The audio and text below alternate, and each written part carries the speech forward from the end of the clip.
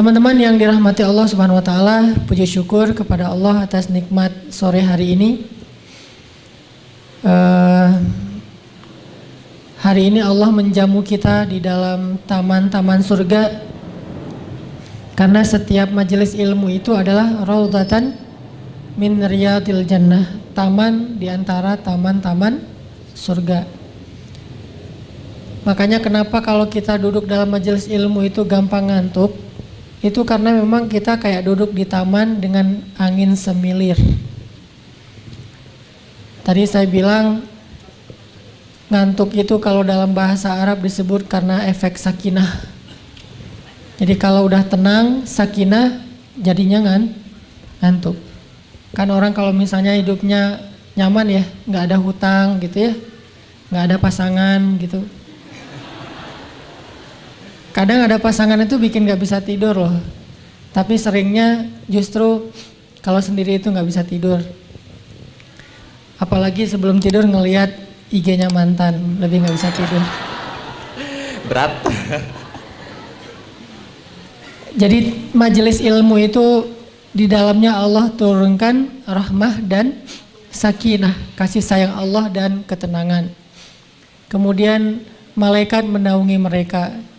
Kemudian Allah Subhanahu wa taala mencatat nama mereka dan menyebut-nyebut nama itu di sisi Allah Subhanahu wa taala.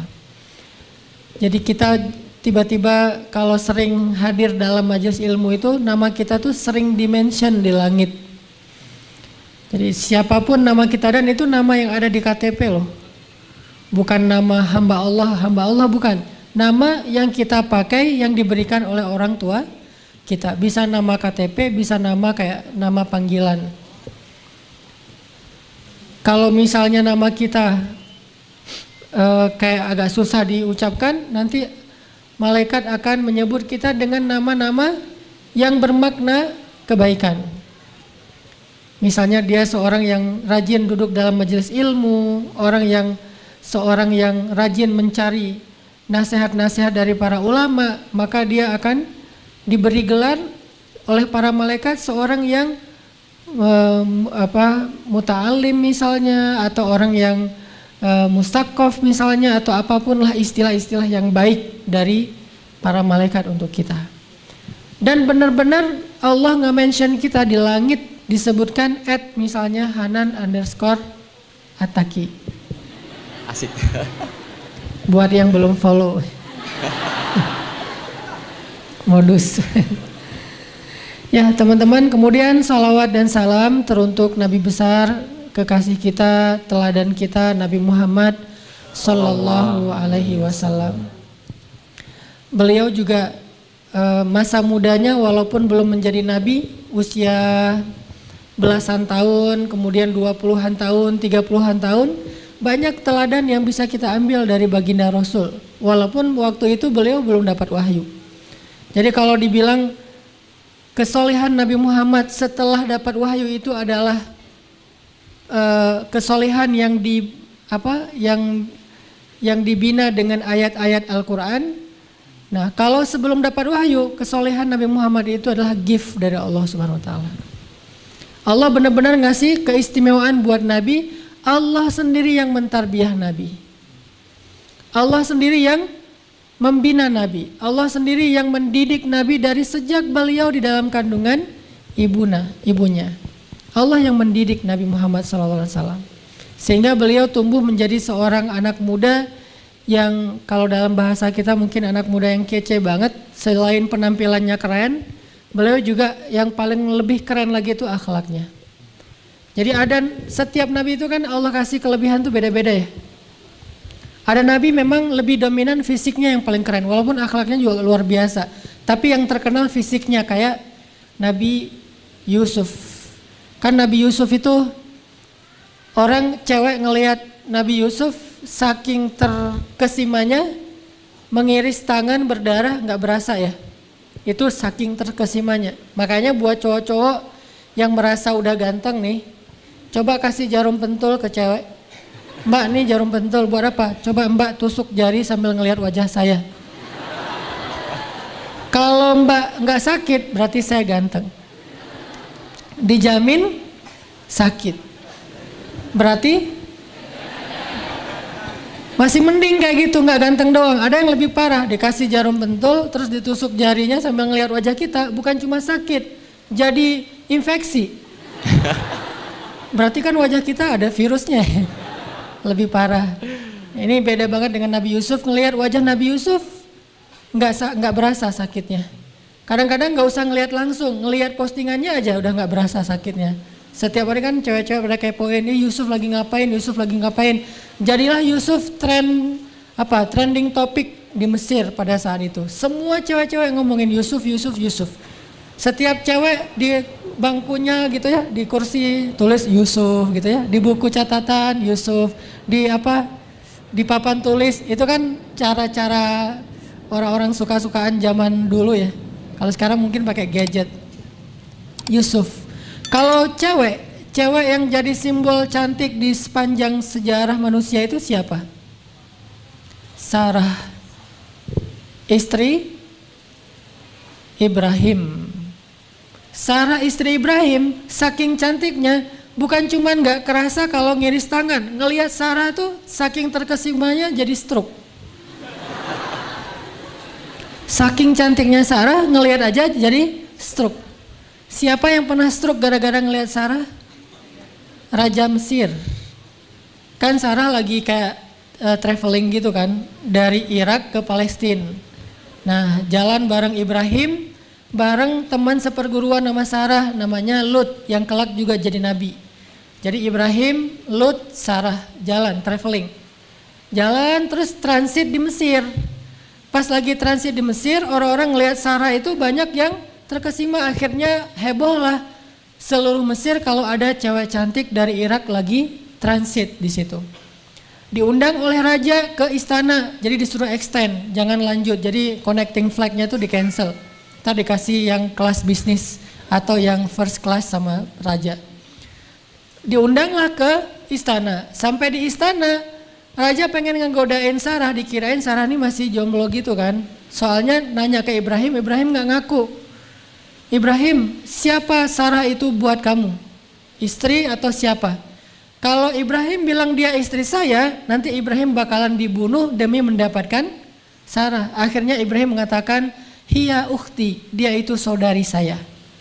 Maksud Ibrahim, saudari saya di dalam beriman, di dalam belajar agama. Bukan saudari dalam masalah keturunan.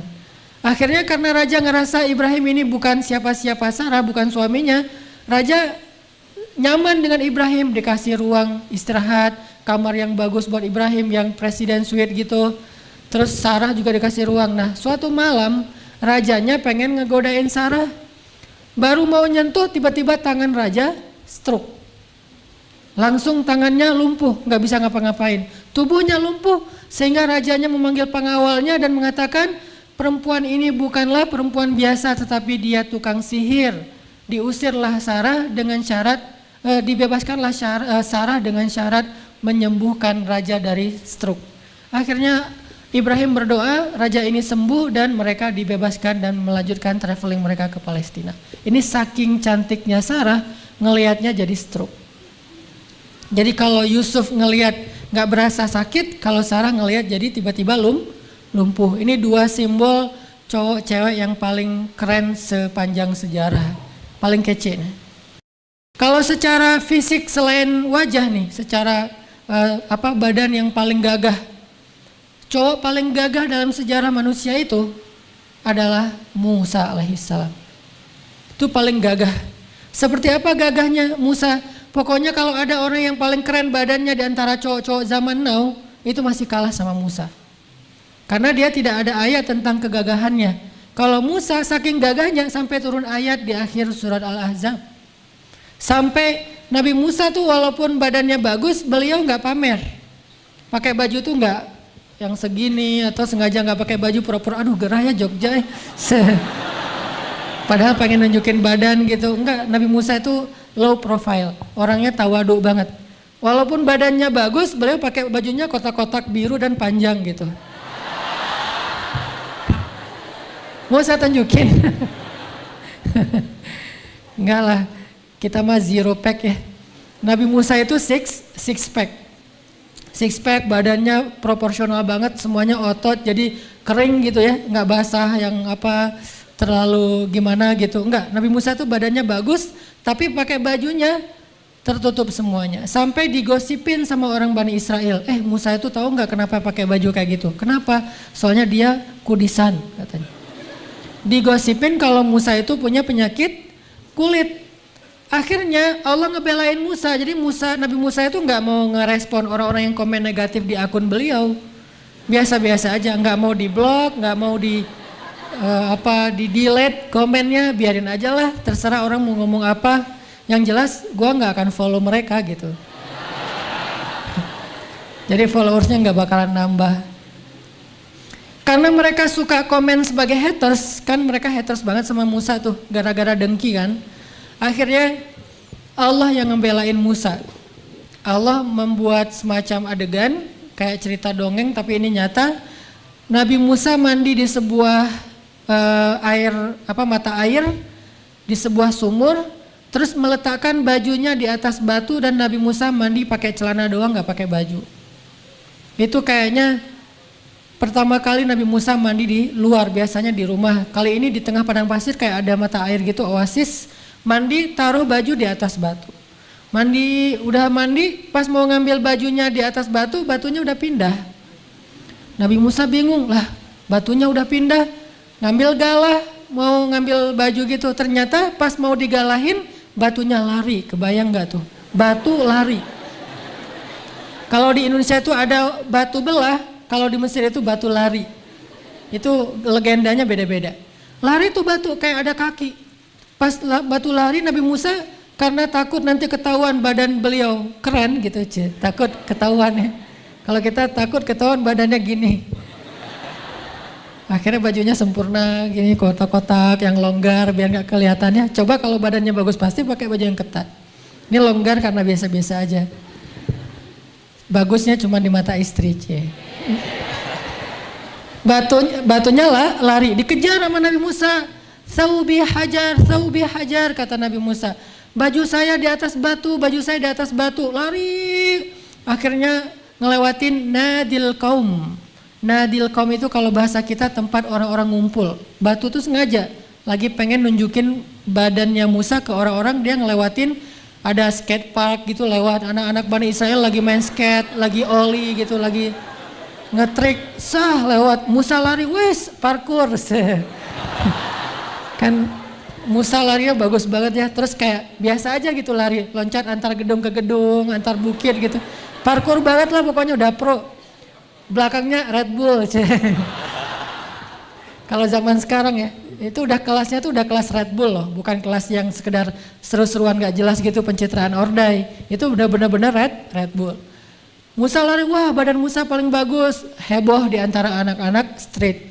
Lewatin lagi kafe-kafe, orang-orang lagi pada minum kopi itu keselak, lewat Musa lari, wah. Terus cewek-cewek lagi minum jus, wah gitu-gitulah pokoknya. Akhirnya rame aja semuanya ngomongin Musa dan batunya berhenti di tengah pasar. Jadi ada pasar di tengah-tengah kota gitu, batunya di situ. Musa ngambil baju langsung pakai buru-buru, tapi ibu-ibu udah terlanjur ngelihat gitu ya. Ibu aduh gimana? Ibu-ibu lah ya. The power of mak-mak. Akhirnya terkenal lah Nabi Musa badannya paling bagus di antara Bani Israel. Batunya dipukul sama Musa terbelah. Musa itu kan juara ultimate fight ya. Emang petarung sejati lah ya. Emang Musa terkenal. Jangankan manusia, malaikat aja kan ditinju sama Musa, buta kan matanya saking kuatnya Musa. Kakaknya aja Harun pas Musa lagi marah ditarik jenggotnya, dilempar sama Musa kayak gini. Jadi kayak di film-film kartun gitu, Krishna atau apalah gitu ya. Orang digituin doang. Sampai Harun mengatakan ya ibni akhi gitu, ya ibna ummi, wahai saudaraku, la ta'khudz bilihyati. Jangan kau tarik janggutku, takut copot gitu saking kuatnya Musa.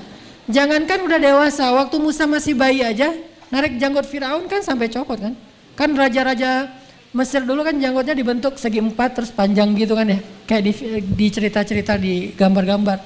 Itu Musa masih bayi digendong sama Firaun. Karena Musa gak rela digendong sama musuhnya. Musa yang tadi habis ketawa-ketawa sama istri Firaun tiba-tiba sekarang jadi cemberut. bayi cemberut. Kebayang ekspresinya nih, bayi ekspresif banget. Langsung diambil janggut Firaun, ditarik sampai berdarah dagunya Firaun. Kekuatan Musa. Nah, ini terkenal nabi yang paling bagus dan paling ideal tubuhnya. Siapa lagi nabi yang paling, nabi anak basket kalau bahasa kita, paling tinggi? Adam alaihissalam. Itu lebih keren daripada anak basket. Anak basket paling tinggi di NBA ya. Berapa? 2 meteran. Nabi Adam 80 hasta. Ini 1 hasta. Kurang lebih setengah meter. Berarti 40 meter. Coba lihat ke atas 40 meter segimana. Itulah tingginya Adam, 40 meter. Karena kata Nabi, penduduk surga tingginya setinggi Adam, 80 hasta, 40 meter. Jadi kita nanti di surga tiba-tiba jadi gede loh. Ini saya kenapa ya? Kayak habis minum obat apa gitu tiba-tiba membesar. Jadi bukan raksasa ya. Karena Adam itu ideal, kitanya yang hobbit. Jadi bukan raksasa Adam gitu. Kebayang gak kalau kita hidup di zaman Adam, terus sholat berjamaah bareng dengan generasinya Adam, kan gak sengaja nih apaan sih di bawah kaki kok keinjak. Ternyata kita gitu. Makanya dibedain kan zamannya antara umat Nabi Muhammad sama umat Nabi Adam. Itu tinggi banget, gagah banget. Terus Nabi dengan kelebihan yang Allah kasih juga suaranya. Siapa? Ayahnya Yusuf, Daud alaihissalam. Ayahnya Sulaiman, Daud alaihissalam. Daud itu Allah kasih mukjizat suara. Jadi bisa dibilang kalau zaman sekarang Daud itu vokalis. Itu legend banget. Siapa vokalis? Sebutlah kayak reggae gitu ya. Ada Bob Marley, jauh lah. Atau siapa misalnya vokalis pop, misalnya ada Michael Jackson, siapa kayak gitu-gitu. Jauh dibandingkan dengan suara Daud. Sehingga sekarang orang kalau suaranya bagus, Nabi Muhammad itu dulu pas ada sahabat namanya Abu Musa al-Ash'ari, anak muda, walaupun istilahnya Abu itu dalam bahasa Arab bukan orang tua ya. Itu kayak panggilan apa? Panggilan gaulnya lah, panggilan bekennya lah, itu pakai istilah Abu. Jadi kalau misalnya dia punya anak namanya Muhammad, dipanggil Abu Muhammad. Kayak Ali, nama anak laki-lakinya Hasan, dipanggil Abul Hasan. Jadi panggilan beken itu Abu, bukan berarti dia udah tua. Nah Abu Musa itu anak muda, keren banget, suaranya bagus. Suatu hari Abu Musa baca Al-Quran, Nabi lewat masjid ngedengar suara indah sekali. Akhirnya Nabi duduk di sebelah Abu Musa ngedengerin bacaan Abu Musa. Kata Abu Musa, ya Rasulullah saya udahan ya. Kata Rasulullah, lanjutkan Abu Musa. Enggak boleh, enggak enak. Saya masa bacain Quran di depan orang yang kepada dia Al-Quran diturunkan. Kan enggak, kayak enggak rasa salah tingkah banget ya, enggak pede. Kata Nabi, saya suka mendengar dari orang lain. Jadi Nabi juga kadang-kadang suka ngedengerin bacaan orang lain. Dan orang yang Nabi suka dengar bacaannya, Abu Musa. Berarti kan keren banget nih bacaannya. Akhirnya Abu Musa baca Quran, lalu para sahabat di luar datang ke masjid bilang, ya Rasulullah, apakah malam ini malam Lailatul Qadar? Kata Rasulullah, bukan. Kenapa? Kami melihat bintang di langit itu makin lama makin banyak. Jadi kayak bintang itu terus ada satu persatu muncul. Terus makin banyak sampai penuh langit dengan bintang-bintang. Terus kata Nabi, itu bukan cahaya bintang, itu cahaya malaikat yang pengen mendengar bacaannya Abu Musa al-Ash'ari. Malaikat aja turun pengen dengerin vokalnya Abu Musa. Itu vokalnya keren banget. Dan dia tuh bener-bener akapela gitu ya, jadi nggak pakai solo lagi, tunggal show ya. Akhirnya dia baca Quran, setelah selesai Abu Musa baca, malaikat hilang satu persatu naik lagi ke langit. Dan Nabi mengatakan, laqad utita mizmaran min mazamiri ali Daud. Wahai Abu Musa, Allah sudah memberikan kepada kamu seruling di antara seruling-seruling keluarga Daud. Jadi suaranya seperti suara seruling. Sehingga kalau Nabi Daud berzikir, Nabi Daud bertilawah dengan kitab beliau, maka seluruh makhluk yang ada di sekitarnya itu akan ikut nonton konser single show Nabi Daud alaihissalam. Itu lebih ramai daripada Tomorrowland loh. Itu ramai banget. Jadi orang tuh kalau Tomorrowland kan datang dari beberapa negara terus kayak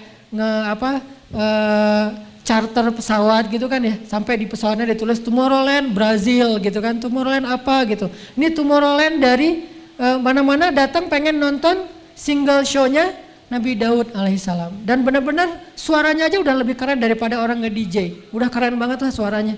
Sehingga burung, angin, air, ikan semuanya berhenti pengen dengar suara Daud alaihissalam. Sehingga Allah menyebutnya ketika Daud berzikir bersama semesta. Berzikir bersama semesta. Kok bisa berzikir bersama semesta? Karena kalau Daud udah bicara aja nih, nggak usah Daud bernyanyi ya. Bicara aja, itu suaranya tuh udah keren banget.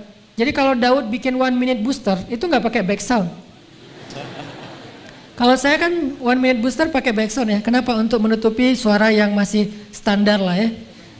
Dan kesalahpahaman orang terhadap suara saya. Ini ustazah mana nih kok keren gitu.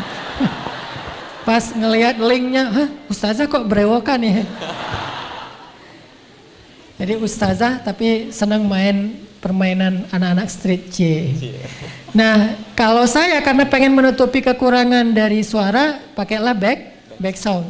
Kalau Nabi Daud nggak usah pakai back sound. Suara beliau 1 minute booster pasti likersnya itu bisa miliaran. Banyak banget orang yang seneng dengan boosternya Daud. Udah orangnya bijak, lembut, suaranya luar biasa, petarung. Well dengan legendnya petarung dari barat namanya Goliat.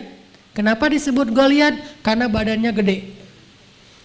Dia sama Daud gak seimbang banget nih. Kayak antara kelas berat dengan kelas bulu terbang. Jauh beda. Tapi sekali ketapel sama Daud, kena di jidatnya, di keningnya Goliat, langsung mati di tempat.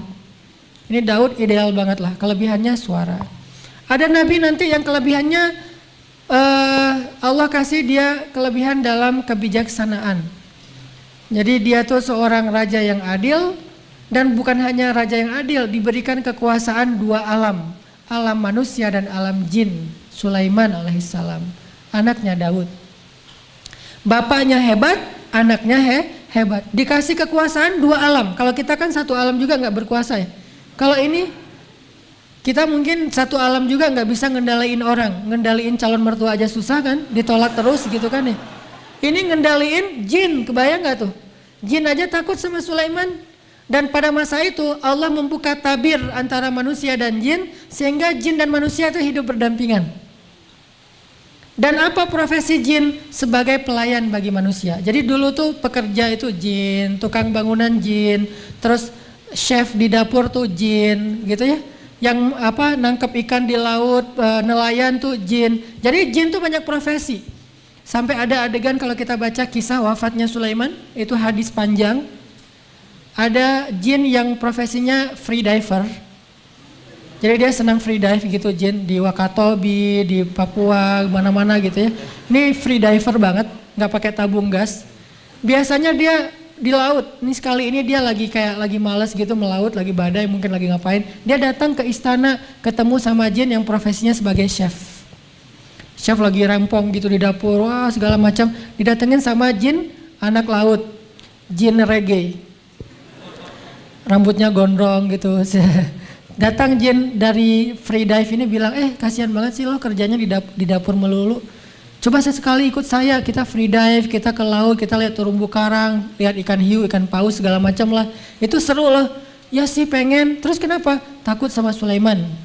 Takut kepada Sulaiman. Ini saking jin itu ditaklukkan di zaman Sulaiman. Jin yang galak-galak juga takut kepada Sulaiman, sehingga mereka bekerja membangun rumahnya manusia, bikin gedung-gedung yang bagus, yang tinggi dengan batu-batu yang mungkin kalau diangkat itu harus pakai kren ya, saking besarnya batu kayak bikin piramid. Itu yang bangun tuh adalah generasi jin dikumpulkan di zaman Nabi Sulaiman, sehingga orang lagi jalan tuh ngelihat bukan cuma manusia tapi ngelihat jin. Di zaman itu semua orang indigo. Semua orang ngelihat jin. Kalau sekarang kan indigo gaya gitu kan. Walaupun sebetulnya harus diruqyah ya, karena indigo itu gangguan sebetulnya. Jadi bukan sebuah keistimewaan, lebih kepada sebuah gangguan. Walaupun kita tetap respect, cuman nggak boleh dijadikan sebagai acuan. Nanya ke anak indigo, gue jodohan gak sih sama dia gitu. Tulis namanya, gue cocok gak sama dia? Gak cocok. Akhirnya nyari lagi, nanyanya ke indigo ini jadi akidahnya berubah. Itu Nabi Sulaiman. Nanti ada lagi nabi yang diberikan kelebihannya oleh Allah Subhanahu wa taala, kelembutannya yang luar biasa. Sangat lembut. Gak pernah marah, gak pernah cemberut, gak pernah ngucapin kata-kata yang gak pantas. Dia adalah Yahya alaihissalam. Ada lagi nabi yang diberikan kelebihan oleh Allah Subhanahu wa taala, kesabarannya yang luar biasa. Berdakwah hampir 1000 tahun, 950 tahun berdakwah, kebayang gak tuh? Dan umatnya kurang dari 100 orang. Kalau 95 orang umat Nabi Daud, umat Nabi Nuh 950 tahun, berarti dalam satu orang tuh berapa tahun? 9 tahun ya? Satu orang berarti sekitar 10 tahun. Kebayang gak tuh berdakwah 10 tahun cuma dapat satu orang? Kita bikin event setiap minggu, gak ada yang datang, sepi terus. 10 tahun bikin event baru datang satu. 10 tahun kita berdakwah di medsos baru satu orang yang nge-follow. Kebayang gak? 950 tahun bikin akun Instagram, followersnya cuma 95 orang. Dan itu per 10 tahun nambah satu followers. Kurang sabar apa coba Nabi Nuh alaihissalam.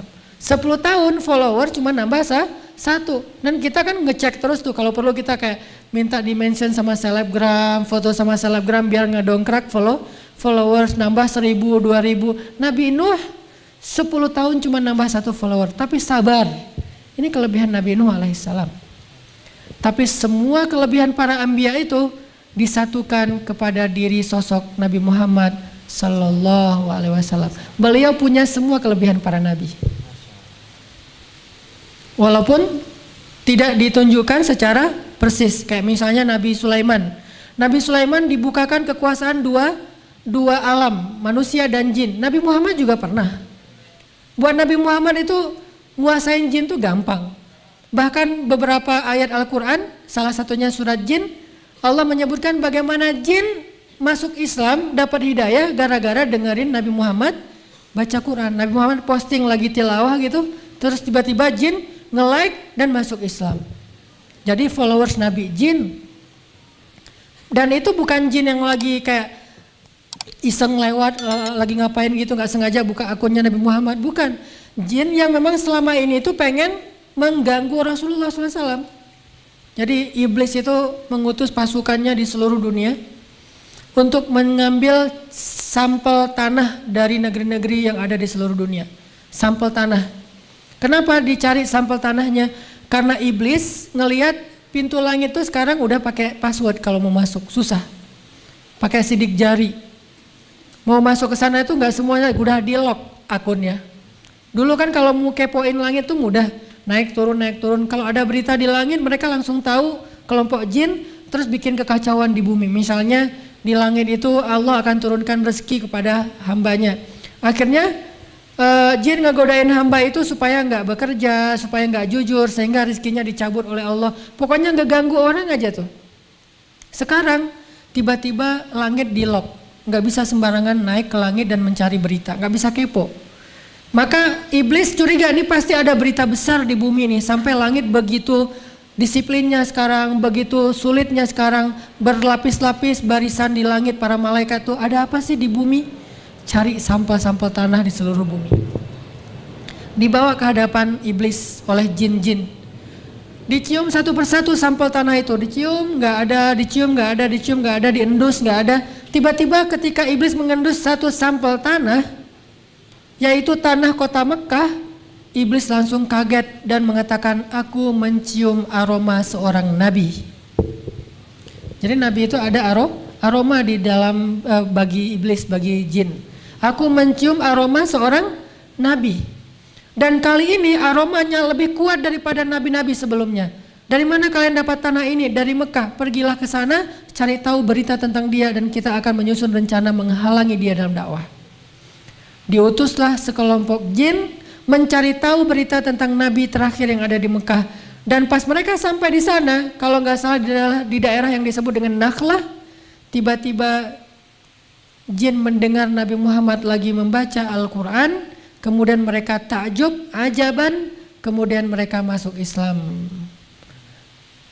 Iblis heran, Ini saya tadi ngutus mereka, sampai sekarang belum ada Japrian yang masuk nih. Ditelepon di reject, di WA udah nggak dibuka-buka, ini kenapa nih? Akhirnya berkali-kali dihubungin sama iblis gak berhasil. Jinnya ternyata sudah masuk Islam. Mereka balik lagi ke negeri mereka, nggak balik ke iblis. Ada yang ke Irak, ada yang ke Yaman, ada yang kemana-mana keliling. Masing-masing berasal dari negeri-negeri yang berbeda, berdakwah kepada kaumnya. Selang setahun mereka datang lagi kepada Nabi Muhammad. Mereka mengatakan, ya Rasulullah, kami alhamdulillah sudah berhasil mengislamkan jin ribuan lewat mereka nih. Jadi viral banget ternyata dakwah Nabi di kalangan jin. Dan mereka mengatakan mereka semuanya fansnya Rasul. Boleh nggak kita bikin sebuah seminar, kata jin, yang anggotanya itu pesertanya semuanya jin. Kata Nabi boleh, tapi jangan dekat-dekat dengan rumah penduduk ya. Karena jin kan gede-gede dan beda kan karakternya, agak-agak kusak-rusuk gitu kan, nggak rapi. Akhirnya ditaruhlah seminarnya di tengah padang pasir. Nah pas malam mau bikin seminar, dan seminarnya harus malam ya. Kalau nggak serem kan jin ya. Pas malam mau seminar, Nabi itu ngajak sahabat siapa yang bisa dampingin Nabi buat acara seminar. Jadi kayak jadi LO-nya Nabi lah, atau jadi asistennya Nabi. Gak ada sahabat yang mau coba. Kemana Rasul? Seminar jin. Aduh saya lagi gak enak badan. Kemana Rasul? Seminar jin. Saya lagi ada janji sama teman, saya mau apa. Akhirnya Nabi memaksa Abdullah ibnu Mas'ud jadi asisten Nabi di seminar jin. Itu disebutin nanti di kisah panjang surat Al-Jin dan beberapa surat yang lain. Berangkatlah Ibnu Mas'ud seminar bareng dengan Nabi di tengah padang pasir. Pas sudah mau sampai ke venue-nya, Nabi memberhentikan kendaraan beliau, onta beliau, turun bareng Ibnu Mas'ud. Kemudian Nabi menyuruh Ibnu Mas'ud berdiri di sebuah tempat. Lalu di sekeliling Ibnu Mas'ud Nabi membuat lingkaran pakai jari beliau sambil qomat kamit membaca zikir doa gitu, dibuat lingkaran. Setelah selesai membuat lingkaran, Nabi bilang kepada Abdullah, ya Abdullah, apapun yang terjadi jangan pernah keluar dari garis lingkaran ini, kata Nabi. Apapun yang terjadi. Siap ya Rasulullah. Rasul mau kemana? Saya mau ke stage, mau seminar. Berangkatlah Nabi ke tempat seminar. Ternyata begitu Nabi berhenti di tengah padang pasir, berbondong-bondong datang anggota atau peserta seminar itu dari kelompok jin. Jadi nggak jauh dari situ tuh kayak ada meja registrasi ulang gitu kan. Terus jin datang ngantri registrasi ulang. Pak udah bayar? Udah. Kok nggak ada nih namanya di laptop gitu-gitu. Pokoknya heboh aja jin. Dan jin itu kan susah diatur ya. Nggak bisa diatur jin tuh. Ada yang lari, ada yang loncat-loncat, ada yang terbang-terbang. Dan Abdullah ada di dekat meja registrasi. Abdullah bin Mas'ud ada di dekat meja registrasi yang sekarang lagi crowd banget, lagi rame banget jin berkumpul di situ. Sehingga Abdullah hampir terinjak-injak di antara jin. Gede-gede tuh jinnya. Ada yang bertanduk, ada yang mirip hewan, ada yang segala macam. Abdullah ngelihat ngeri banget pemandangan waktu itu. Suaranya riuh luar biasa, lebih daripada riuhnya pasar dan konser, riuh banget. Dan kata Abdullah, hampir saja saya lari karena ketakutan. Kalau saya tidak ingat dengan pesan Nabi, jangan keluar dari garis yang Nabi buat. Bertahan aja di situ sambil tutup mata, segala macam, tutup telinga, saking riuhnya jin. Pas jin udah berkumpul, rame, Abdullah tidak bisa melihat Rasulullah. Karena ukuran jin kan gede-gede ya. Nabi ada di tengah, jin itu kayak bertawaf, pokoknya suasananya serem banget. Ini lebih daripada cerita Harry Potter, Lord of the Ring, pokoknya gitu-gitu, ngeri tuh. Setelah lama mungkin seminarnya kurang lebih 1,5 jam, kemudian ada tanya jawab gitu, selesai. Udah beres tanya jawab, jin satu persatu bubar, terbang balik lagi ke negerinya. Tinggal beberapa kelompok jin yang masih curhat sama Nabi, karena sesi tanya jawabnya bertahap. Nah Abdullah dari jauh kan nggak kedengaran ya suaranya dari kejauhan. Apa kok ada jin yang datang ke Nabi terus berangkat balik lagi, datang lagi balik lagi. Selesai semuanya, tiba-tiba Nabi naik turun di atas bukit, balik bawa beberapa barang kayak batu atau kayak tulang-tulang gitu. Beres semuanya, jin udah pada pergi, Nabi balik. Nabi terlihat sangat lelah karena nggak gampang mendakwahi jin.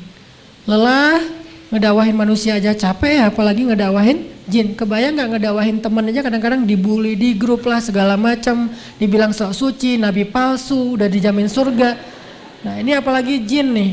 Akhirnya Nabi balik ngelewatin Abdullah bin Mas'ud, terus Nabi menghapus garis yang tadi dibuat. Ya Abdullah, sekarang udah boleh keluar. Apa yang terjadi Abdullah? Ya Rasulullah, kalau nggak ingat dengan pesan engkau, saya sudah lari tadi. Kata Rasulullah, seandainya kamu keluar selangkah saja dari garis ini, maka kita nggak akan ketemu lagi sampai hari kiamat. Kenapa? Dibawa lari sama jin. Ini kok lucu banget sih, unyu-unyu bawa lari boneka gitu kirain. Abdullah dikirain mainan. Saking kecilnya Abdullah, kalau kamu keluar selangkah aja dari garis itu, mungkin kita nggak akan ketemu lagi selama-lamanya, wahai Abdullah.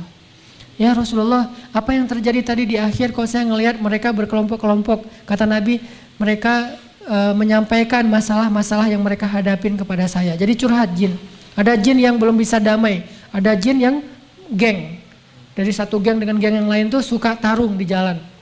Akhirnya mereka bilang, ya Rasulullah, kita ini ada 2 geng dari daerah Syam. Biasanya kita tarung di jalan, bunuh-bunuhan, bacok-bacokan, damaikanlah di antara kami ya Rasulullah. Akhirnya Nabi menjabatkan tangan jin, mendamaikan mereka, bersaudara antara 2 geng jin. Gak tahu apa geng motor, apa geng apalah, pokoknya geng aja. Pulang. Terus ada lagi jin, tua-tua, kurus-kurus gitu. Ternyata jin apa? Jin berasal dari negeri yang sedang musim kemarau dan paceklik. Ada kayak gitu, mereka curhat, ya Rasulullah, di negeri kami kurang makanan, kami sering kelaparan, anak-anak kami gizi buruk, malnutrisi, gitu-gitulah. Kayak sekarang di mana tuh? Di Yaman, di Suriah gitu kan, atau di Afrika. Maka akhirnya Nabi naik ke atas bukit-bukit padang pasir nyari apa? Nyari tulang belulang. Dikumpulkan nama Nabi kayak kita nyari kayu bakar, ditaruh di depan jin. Kata Nabi, mulai sekarang tulang adalah makanan kalian. Maka sejak saat itu tulang adalah makanannya jin sampai sekarang. Makanya kalau teman-teman yang senang off-road, hati-hati kalau lagi di hutan di mana, kalau mau buang air, perhatikan kalau ada tulang jangan, karena itu dia lagi dinner. Bayangin orang lagi enak-enak dinner kita siram, sebel gak sih? Nggak usah jin yang temperamen ya, manusia aja digituin kan pasti dipukulin tuh, dikeroyokin. Jadi wajar kalau pulang-pulang dari sana tuh hilang akal lah atau apalah segala macam. Tiba-tiba jadi orang kayak setengah sadar atau digodain sama jin, disantet sama jin. Kenapa? Karena kita orang lagi enak-enak makan digangguin. Maka perhatikan, karena tulang adalah makanan jin sejak zaman Rasulullah SAW sampai hari kiamat. Tapi kok nggak habis? Karena mereka makannya nggak kayak kita. Kalau kita kan makannya dihabisin ya, kalau mereka dijilat-jilat gitu lah, mirip-mirip kayak anjing gitulah makan tulang, menjilat tulang. Ini yang terjadi pada Rasulullah. Nabi tuh kalau mau menguasai alam jin bisa banget, karena Nabi pernah lagi sholat digodain sama jin yang newbie gitu, anak baru.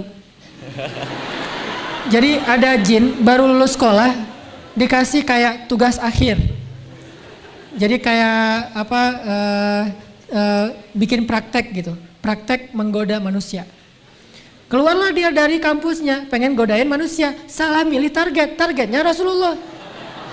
Iblis aja nggak berhasil, nih anak baru menggodain Rasul. Jadi dia kayak nggak nanya-nanya dulu ke kakak kelasnya, siapa nih orangnya deh, asal godain aja. Nabi lagi sholat malam, didatengin sama anak baru, masih culun gitu kan gaya-gaya tuh, nih gua godain nih. Pas dia datang, Nabi nggak kegoda sama sekali, biasa aja. Dia udah gini-gini di muka Nabi apa segala macam. Nabi khusyuk. Begitu Nabi selesai sholat, ngeliat ke arah dia kaget, kok Nabi ngeliat saya ya? Kirain gak kelihatan gitu. Dipegang sama Nabi tangannya, jangan ampun, saya anak baru, saya baru belajar kak, gitu. Dia kayak tiba-tiba jadi minta maaf gitu, kak saya nggak tahu kakak ternyata senior apa segala macam.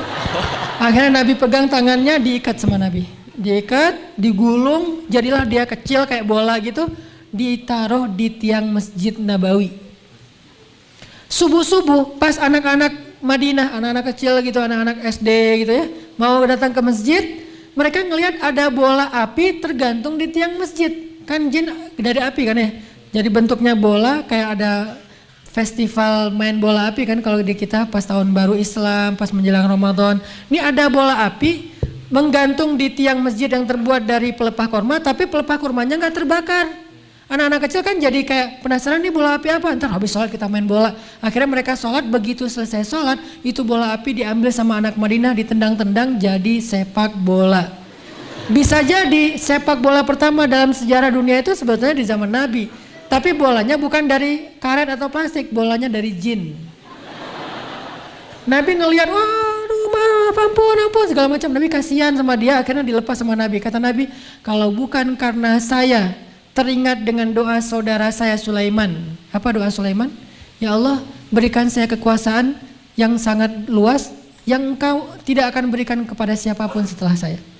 Berikan saya kekuasaan yang sangat luas, yang tidak engkau berikan kepada siapapun setelah saya. Kata Nabi, kalau bukan karena teringat dengan caption saudara saya Sulaiman, yang dia pengen kekuasaan yang tidak diberikan lagi setelah itu kepada siapapun, maka akan saya biarkan jin ini menjadi bola dan ditendang-tendang oleh anak-anak Madinah sampai siang hari. Jadi Nabi bisa banget menguasai jin, cuman gak mau menghormati doa Sulaiman. Jadi semua mukjizat para anbiya Allah berikan kepada Rasulullah. Nabi Musa, mukjizatnya yang paling besar apa? Membelah laut. Nabi bisa lebih dari itu, bukan laut, bulan. Kan lebih ngeri kan? Laut cuman laut merah doang tuh. Selat yang antara Asia dengan Afrika, laut merah tuh dibelah sama Nabi Musa. Cuman berapa ribu kilo sih? Sementara Nabi Muhammad bukan laut yang dibelah, bulan. Di surat Al-Qamar. Jadi lebih dahsyat daripada Nabi Musa. Nabi Sulaiman terbang dengan angin. Kan kekuatan Nabi Sulaiman bisa terbang dengan angin. Kan Nabi Sulaiman pernah lagi terbang gitu ya, terbang rendah gitu, kayak orang lagi pakai pesawat kecil terus naik helikopter gitu kan. Terus orang-orang para petani ngelihat Sulaiman bisa terbang dengan keluarganya, mereka mengatakan, aduh hai seandainya saya menjadi Sulaiman, beruntung sekali ya Sulaiman. Sulaiman langsung kayak landing di situ mengatakan, Pak, Bapak ngomong apa barusan? Enggak nak, kamu beruntung sekali bisa diberikan kekuasaan seperti ini. Kata Sulaiman, mau enggak saya kasih tahu sesuatu yang lebih beruntung dari ini? Apa? Yang lebih beruntung daripada kekuasaan Sulaiman bisa terbang kemana-mana? Kata Sulaiman, satu kalimat zikir itu lebih utama dari semua kekuasaan yang saya dapatkan. Satu kalimat zikir. Sulaiman bisa terbang keliling bumi. Nabi Muhammad keliling langit. Isra dan Mi'raj. Lebih dahsyat daripada keliling bumi. Jadi Nabi Muhammad itu orang nggak pamer. Kalau Allah sebutkan kisah Sulaiman, Sulaiman. Nabi nggak gitu orangnya. Kisah Musa membelah laut, laut doang tuh bulan. Nggak gitu. Nabi itu orangnya tuh nggak caper, nggak pamer. Bahkan beliau menghargai nabi-nabi sebelumnya. Makanya beliau disebut musaddiqan, sebagai pembenar kepada nabi-nabi sebelumnya. Tapi semua keutamaan nabi-nabi sebelumnya dikasih kepada Rasulullah SAW. Nabi Yahya itu lembut, Nabi Muhammad lebih lembut lagi tuh. Kalau nabi-nabi sebelumnya punya umat yang kelak jadi nabi kan ada banyak tuh ya. Kayak Nabi Ibrahim punya murid, Lut kelak jadi nabi. Kemudian Nabi Daud punya murid dan sekaligus anak yaitu Sulaiman kelak jadi nabi. Nabi Yakub punya murid atau anak kelak jadi nabi yaitu Yusuf dan seterusnya. Nabi Muhammad, murid beliau, sahabat beliau, terutama yang awalun, itu kualitas mereka kualitas nabi loh. Terutama 10 sahabat yang dijamin surga itu semuanya kualitasnya tuh kualitas para anbiya. Ada Abu Bakar, bukan satu nabi tuh. Rasul pernah membandingkan Abu Bakar itu seperti Ibrahim dan julukannya juga sama, Siddiq. Wadhkur fil kitabi Ibrahim innahu kana siddiqan nabiyya. Ibrahim itu Siddiq. Sahabat yang Siddiq, Abu Bakar as-Siddiq. Jadi kalau kita pengen tahu seperti Siddiq apa Abu Bakar, lihat aja kisah Ibrahim. Saking Siddiqnya Ibrahim, melakukan hal-hal apapun yang Allah perintahkan walaupun berat dia lakuin sama beliau. Begitulah Abu Bakar, ada Ibrahim. Kadang Nabi Muhammad membandingkan Abu Bakar itu dengan Isa dari sisi lembutnya. Muncul lagi Umar. Umar itu seperti Musa dan Nuh, dua nabi. Dalam riwayat yang lain, Umar itu ada seandainya ada nabi setelah saya, Umarlah orangnya. Cuman tidak ada nabi setelah saya. Jadi kualitas pengikut Nabi Muhammad itu kualitas para anbiya. Muhajirin dan Ansor yang awalun was-sabiqunal awwalun minal muhajirin wal ansor. Muhajirin dan Ansor terutama yang ikut dalam hijrah dan bai'ah Aqabah 1 dan 2 kurang lebih sekitar 1000 orang itu semuanya kualitasnya kualitas para anbiya. Bukankah anbiya itu jumlahnya sekitar 124.000? Dan kurang lebih itulah jumlah sahabat senior 124.000 dan mereka semuanya kualitasnya seperti para anbiya. Dahsyat. Ada para nabi yang ahli ibadah. Ada para nabi yang punya kepekaan, farasah. Farasah itu bahasa Arab terus jadi bahasa Indonesia firasat. Farasah. Siapa nabi yang punya farasah? Gurunya Musa, Nabi Khidir. Di zaman sahabat ada juga sahabat yang punya farasah. Salah satu sahabat yang punya farasah itu adalah Utsman. Utsman itu firasatnya dahsyat. Sama kayak Khidir punya firasat, lagi jalan bareng Musa ngelihat anak kecil dipatahin lehernya. Dibunuh sama Nabi Khidir. Musa bertanya, "Kenapa engkau membunuh anak kecil yang tidak berdosa?" Kata Khidir, "Bukankah kamu berjanji tidak akan bertanya?" "Ya sudah, maafin saya." Lanjut sampai akhirnya dijelaskan kenapa saya membunuh anak itu. Karena anak itu nanti besarnya menjadi durhaka kepada orang tua. Lebih baik dia mati sekarang dalam keadaan belum durhaka daripada nanti dia menyusahkan orang tuanya. Cuman yang tahu itu cuma Nabi Khidir, Musa aja nggak tahu. Di antara sahabat ada yang tahu hal-hal yang seperti ini, namanya Utsman bin Affan. Utsman lagi ngajar, waktu itu Utsman sudah menjadi khalifah 3 setelah Abu Bakar dan Umar. Lagi ngajar kayak gini di Masjid Nabawi. Tiba-tiba datang seorang murid, seorang laki-laki pengen belajar kepada Utsman. Pas dia di pintu masjid, gak sengaja dia ngelihat aurat seorang perempuan. Jilbabnya kesingkap angin sehingga kelihatan rambutnya. Sekilas rambut gak sengaja. Lihat rambut seorang cewek gak sengaja, ya udah dianggap itu bukan dosa. Namanya juga gak sengaja, cuman rambut, cuman sekilas, itu juga kesingkap angin. Masuk dia ke masjid, tapi nggak bilang astagfirullah, soalnya dia pikir itu nggak dosa.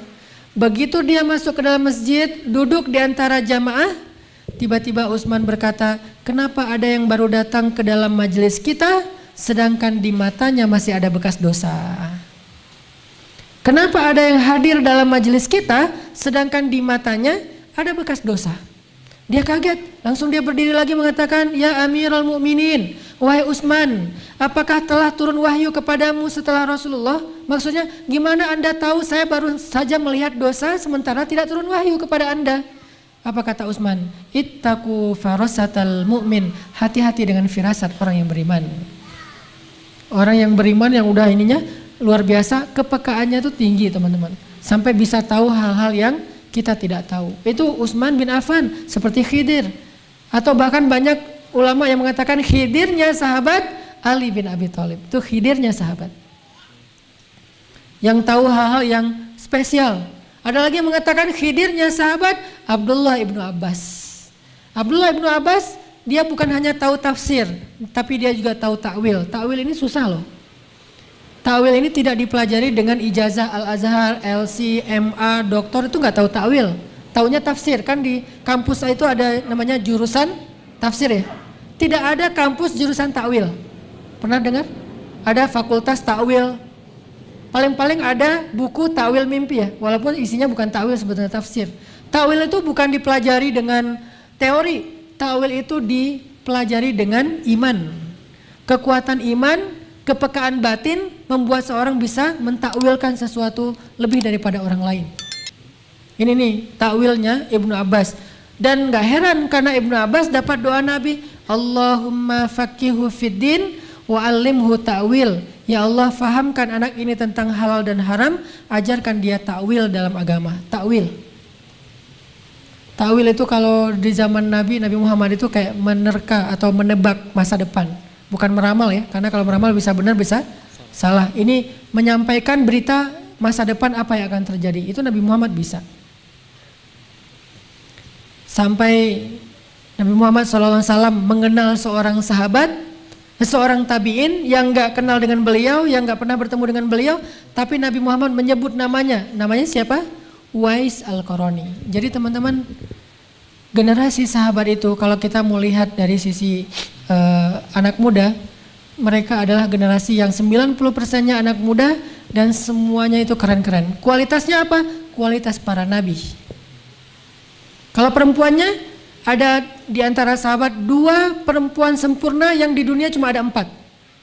Bayangin, kata Nabi, "Kamula minar rijali katsir, walam yakmul minan nisa illa arba'ah." Laki-laki sempurna itu banyak, yaitu para nabi 124.000. Tapi tidak ada perempuan yang sempurna kecuali 4. 4 ini, 2 yang pertama beda zaman. Satu di zaman Fir'aun, yaitu istrinya Fir'aun, Asiyah. Satu lagi di zaman Nabi Isa, yaitu ibunya Musa, Maryam. Beda zaman jauh kan antara Musa dengan Isa. 2 lagi satu zaman, saking spesialnya zaman itu. Khadijah dan Fatimah, ibu dan anak. 4 perempuan yang sempurna. Asiyah istri Fir'aun, Maryam anak Imran, Khadijah anak Khuwailid istri Rasulullah, dan Fatimah anaknya Rasulullah SAW. Bertemu di satu zaman 2 perempuan yang paling sempurna. Ketemu lagi tuh anak dan ibu lagi tuh. Saking spesialnya generasi ini. Fatimah, perempuan yang kalau dibandingkan dengan perempuan sebelumnya cuma bisa dibandingkan dengan Siti Maryam. Khadijah, Aisyah yang sama-sama dapat salam dari Allah. Allah mengutus malaikat Jibril cuman pengen ngasih salam buat Khadijah. Mengutus Jibril cuman pengen ngasih salam buat Aisyah. Datang Jibril ke rumah Khadijah. Waktu itu Khadijah lagi di dapur. Tok tok tok, assalamualaikum. Jibril kan kalau datang ke bumi itu menjelma sebagai seorang laki-laki yang sempurna ya. Cowok keren banget. Tok tok tok, assalamualaikum, waalaikumsalam. Nabi tahu suara Jibril, langsung dibukain sama Nabi. Jibril, masuk Jibril. Masuklah Jibril, duduk di ruang tamu.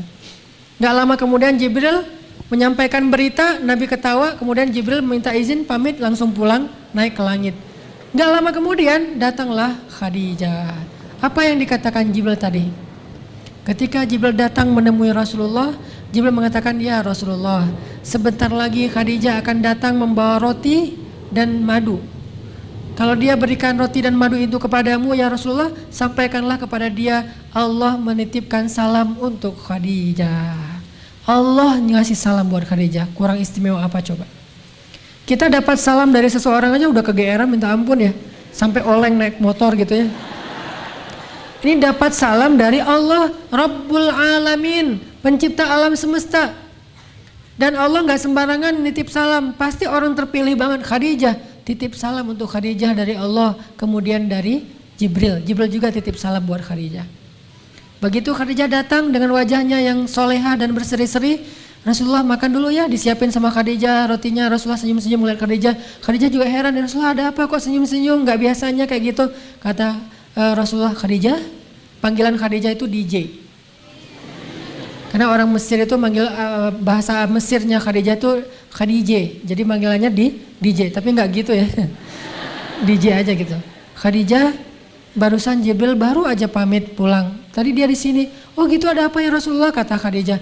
Dia menyampaikan Allah menitipkan salam kepada Khadijah. Begitu juga dengan Jibril. Khadijah langsung terharu dan mengatakan, Allahumma antas salam wa minkas salam wa ilaika ya'udus salam wa ila Jibrilis salam wa alaika ya Rasulullah as-salatu wassalam. Itu asal muasal kata kalimat Allahumma antas salam. Khadijah.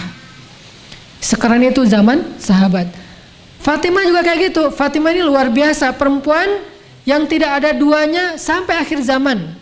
Satu-satunya yang sebanding dengan Fatimah cuman Maryam. Dan keistimewaan Fatimah apa? Dia cewek cantik, masih muda, tapi nggak kenal cowok kecuali ayahnya. Jadi kalau kita periksa di list kontak handphonenya Fatimah, nama cowok cuma ada satu, Rasulullah. Followersnya cewek semuanya, followers cowok cuma satu doang, kelak, Ali bin Abi Thalib suaminya. Ini kerennya Fatimah. Dan bahkan ketika Nabi lagi sakit keras di atas pangkuan Aisyah, mungkin Nabi sering dipeluk oleh Khadijah, tapi wafatnya di atas pangkuan Aisyah. Masing-masing punya keistimewaan. Nabi berbisik kepada Fatimah, Fatimah tertawa. Nabi berbisik, Fatimah menangis. Nabi berbisik kepada Fatimah kedua kalinya, Fatimah tertawa. Aisyah aja nggak tahu isi berbisiknya Nabi kepada Fatimah. Jadi ini Aisyah, Nabi tidur di atas pangkuannya, panggilkan Fatimah. Fatimah dipanggil Rasulullah. Akhirnya Fatimah dengerin. Tiba-tiba Fatimah menangis. Nabi berbisik lagi dengerin. Tiba-tiba Fatimah ketawa. Aisyah kan penasaran banget kan, kepo banget ya. Gua kan istrinya kok nggak dikasih tahu gitu ya. Begitu Nabi SAW udah selesai, Aisyah nanya kepada Fatimah, Fatimah, tadi Nabi bisik apa sama kamu? Kan rahasia, kata Fatimah. Kamu mah gitu ya, udah aja. Cuman nggak pakai mah, nggak bahasa Arab nggak ada. Begitu Nabi udah wafat, ternyata Aisyah tuh nggak selesai, masih nyimpen. Begitu Rasulullah udah wafat, Aisyah datang ke rumah Fatimah, Fatimah, tolong dong ngasih tahu apa yang dulu Nabi bisikan kepada kamu. Kata Fatimah, ya udah kalau sekarang Nabi sudah wafat berarti bukan lagi rahasia. Nabi mengatakan sebentar lagi beliau akan kembali kepada Allah karena Allah memberi pilihan antara tetap bertahan dengan keluarganya atau kembali kepada kekasihnya. Nabi memilih kembali kepada kekasihnya. Itu membuat saya menangis. Terus yang kedua kata Nabi, wahai Fatimah, engkau kelak di surga menjadi ratunya para bidadari surga. Maka saya tersenyum dan tertawa. Itu Fatimah. Dalam riwayat yang lain, Fatimah dikatakan oleh Rasulullah, ya Fatimah, anakku, putriku, bidadari surga, kata Nabi. Nabi kalau bilang bidadari itu bukan gombal ya, benar-benar bidadari surga. Kata Fatimah, ya Rasulullah, bagaimana dengan suamiku Ali? Jadi dia nggak mau masuk surga sendiri, pengen bareng dengan Ali. Bagaimana dengan suamiku Ali? Ali itu adalah anak muda surga terbaik. Bagaimana dengan anakku Hasan dan Husain? Mereka adalah pangeran-pangeran surga, kata Nabi. Jadi satu keluarga itu semuanya dikasih surga dan mereka diberikan sebuah istana, kata Nabi, yang kubah istananya itu terbuat dari zamrud, terbuat dari permata-permata terbaik yang ada di dalam surga. Spesifik istananya Fatimah. Ini perempuan yang keren banget, cewek ABG yang keren banget. Nanti ada lagi sedikit lagi mungkin ya, ABG keren. 2 aja, cewek, Aisyah dan Sofia. Aisyah dan Sofia. Ketika Nabi menikah dengan Sofia, umur Sofia itu baru saja beres acara Sweet 17. 17 tahun, yaitu Sofia nikah sama Nabi. Aisyah umur waktu itu 16 tahun. Jadi Sofia itu kayak kakak kelasnya Aisyah setahun lah. Sofia kelas 3 SMA, Aisyah ketua OSIS gitu kan, kelas 2. Atau wakil ketua OSIS. Jadi berdua nih, usianya paling dekat. Dan kedua cewek ini di usia muda mereka sangat-sangat terjaga. Udah cantik, terkenal, orang-orang terhormat, kaya raya, tapi terjaga banget. Dan tidak ada yang tahu Aisyah, yang pernah menyentuh Aisyah kecuali Rasulullah Sallallahu Alaihi Wasallam. Jadi buat teman-teman, kece itu bukan cuma penampilan. Oke, emang Khadijah itu cantik pasti, Fatimah itu cantik, Aisyah itu cantik, Sofia itu cantik. Tapi bukan itu nomor 1. Akhlak, iman, itu yang buat mereka spesial di sisi Allah. Karena kalau cantik doang, nanti ada kalau di Mesir itu ada siapa simbol cewek cantik di Mesir? Cleopatra. Tapi kan gak disebutkan Cleopatra di Al-Quran. Yang disebutkan justru Sarah. Karena dia cantiknya bukan cuma fisik, tapi juga solehah. Kalau keren, mungkin juga banyak cowok-cowok keren. Bahkan di zaman Nabi itu ada cowok keren yang dideportasi gara-gara terlalu keren. Zaman sahabat, zaman Umar. Dia dideportasi, paspornya dicabut gara-gara salah saya apa? Salah kamu, terlalu keren. Terlalu keren salah gitu di zaman itu. Saking terlalu kerennya dia bikin banyak cewek itu gak bisa tidur loh.